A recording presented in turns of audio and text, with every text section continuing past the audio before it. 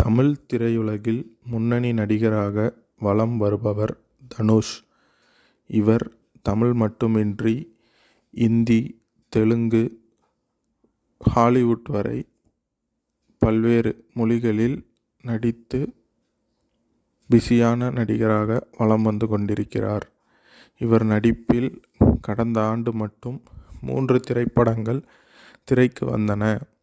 அதில் ஒரு படம் தெலுங்கில் வெளியான குபேரா, மற்றொரு படம் தமிழில் வெளிவந்த இட்லி கடை, மூன்றாவதாக இந்தியில் ஆனந்த் எல் ராய் இயக்கத்தில் அவர் நடித்த தேரே இஷ்க் மே திரைப்படம் வெளியாகி பிளாக்பஸ்டர் ஹிட் ஆனது.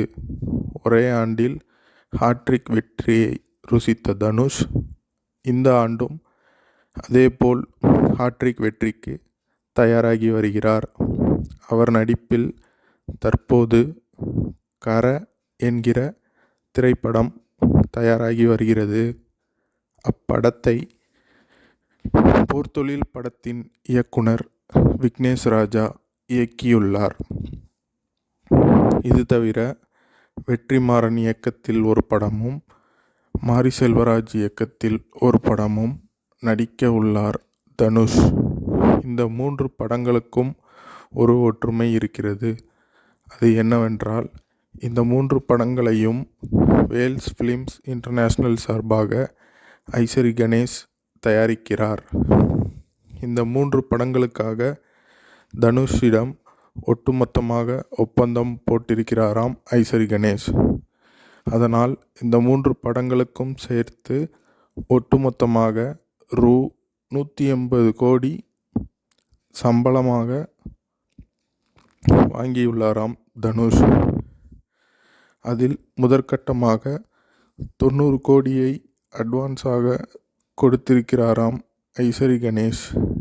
இதன் மூலம்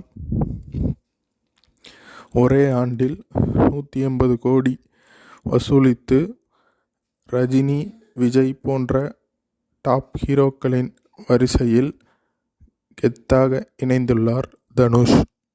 3 படங்களில் முதலாவதாக கர திரைப்படம் திரைக்கு வர உள்ளது.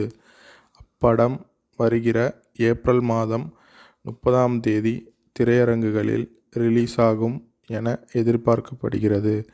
அப்படத்தின் OTT உரிமத்தை நெட்ஃப்ளிக்ஸ் நிறுவனம் கைப்பற்றியுள்ளது. இதனால் தனுஷுக்கு இந்த ஆண்டும் மிகப்பெரிய லக் காத்திருக்கிறது என்றே சொல்லலாம்.